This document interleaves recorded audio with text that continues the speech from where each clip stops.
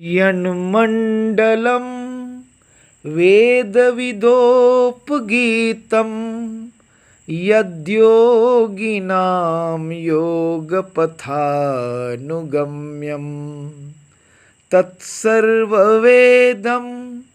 प्रणमामि सूर्यं पुनातु मां तत्सवितुर्वरेण्यं पुनातु मां तत्सवितुर्वरेण्यं पुनातु मां तत्सवितुर्वरेण्यम। जिन भगवान सूर्य का मंडल वेदवादियों द्वारा सदा संस्तुत और योगियों को योग साधना से प्राप्त होता है, मैं तीनों काल और तीनों लोकों के समस्त तत्वों के ज्ञाता उन भगवान सूर्य को प्रणाम करता हूँ। वह मंडल मुझे पवित्र करे, वह मंडल मुझे पवित्र करे, पवित्र करे, पवित्र करे। मगबंधुगणों, भविष्य पुराण के अंतर्गत आप जो कथा सुन रहे हैं उसमें आज सुनेंगे रथ सप्तमी तथा भगवान सूर्य की महिमा का वर्णन। ब्रह्मा जी बोले, हे रुद्र, माघ मास के शुक्ल पक्ष की षष्ठी तिथि को उपवास करके गंधादि उपचारों से भगवान सूर्य नारायण की पूजा कर रात्रि में उनके सन्मुख शयन करे। सप्तमी में प्रातःकाल विधिपूर्वक पूजा करे और उदारतापूर्वक ब्राह्मणों को भोजन कराए। इस प्रकार 1 वर्ष तक सप्तमी को व्रत कर रथ यात्रा करे। कृष्ण पक्ष में तृतीया तिथि को एक भुक्त, चतुर्थी को नक्त व्रत, पंचमी को अयाचित व्रत।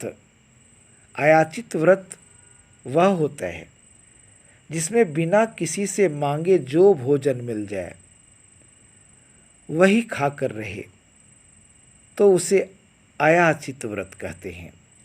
षष्ठी को पूर्ण उपवास और सप्तमी को पारण करे।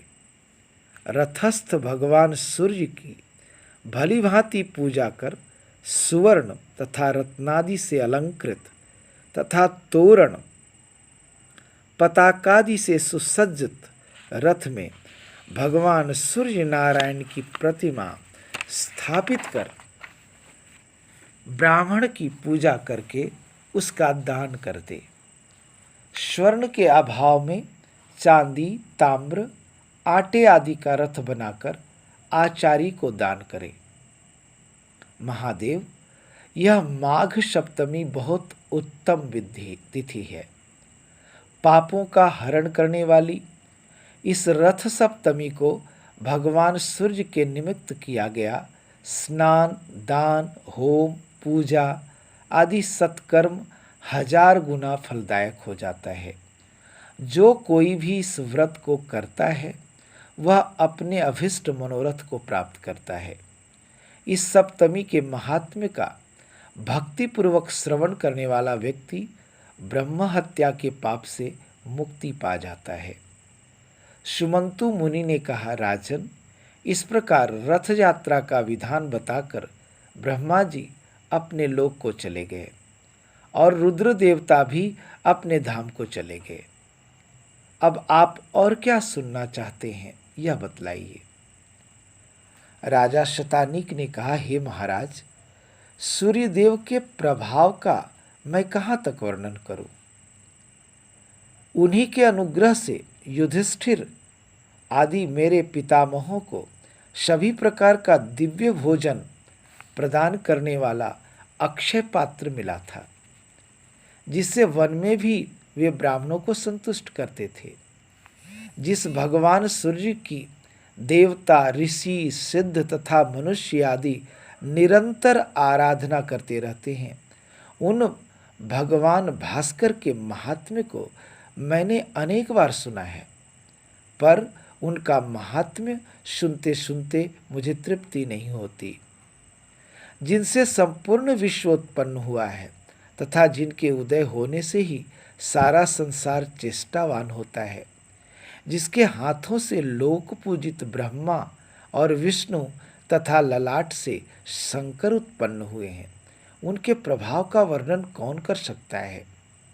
अब मैं यह सुनना चाहता हूँ कि जिस मंत्र, स्तोत्र, दान, स्नान, जप, पूजन, होम, व्रत तथा उपवासादि कर्मों के करने से भगवान सूर्य प्रसन्न होकर सभी कष्टों को निवृत्त करते हैं और संसार सागर से मुक्त करते हैं, आप उन्हीं उत्तम मंत्र, स्तोत्र, रहस्य, विद्या, पाठ, व्रत आदि को बताएं, जिनसे भगवान सूर्य का कीर्तन हो और जिह्वा धन्य हो जाए, क्योंकि वही जिह्वा धन्य है जो भगवान सूर्य का स्तवन करती है।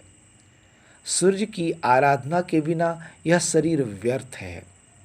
एक बार भी सूर्य नारायण को प्रणाम करने से प्राणी का भवसागर से उद्धार हो जाता है। रत्नों का आश्रय मेरु पर्वत, आश्चर्यों का आश्रय आकाश, तीर्थों का आश्रय गंगा और सभी देवताओं के आश्रय भगवान सूर्य हैं। मुने, इस प्रकार अनंत गुणों वाले भगवान सूर्य के महात्म्य को मैंने बहुत बार सुना है। देवगण भी भगवान सूर्य की ही आराधना करते हैं, यह भी मैंने सुना है। अब मेरा यही दृढ़ संकल्प है कि संपूर्ण प्राणियों के हृदय में निवास करने वाले तथा स्मरण मात्र से समस्त तापों को दूर करने वाले भगवान सूर्य की भक्तिपूर्वक उपासना करके मैं भी संसार से मुक्त हो जाऊं। तो मगबंधुगणों, ये था अध्याय 59 और 60 भविष्य पुराण का। आप कल की कथा में सुनेंगे भगवान सूर्य द्वारा योग का वर्णन एवं ब्रह्मा जी द्वारा दिंडीक को दिया गया क्रिया योग का उपदेश। आज की कथा को मैं यहीं विराम देता हूँ। आप सबों से एक विशेष आग्रह, चूँकि ये चैनल जय भास्कर मगबंधु गणों के निमित्त ही बनाया गया है और इसमें भगवान भास्कर की ही कथाएं प्रस्तुत की जाती हैं, अतः आप सबों से एक विशेष आग्रह यह है कि इस चैनल को सब्सक्राइब जरूर करें तथा इस कथा को मगबंधुगणों के बीच प्रसारित अधिक से अधिक मात्रा में अवश्य करें। इसी से मैं यह समझूंगा कि मेरा ये प्रयास सार्थक हुआ। धन्यवाद, नमस्कार।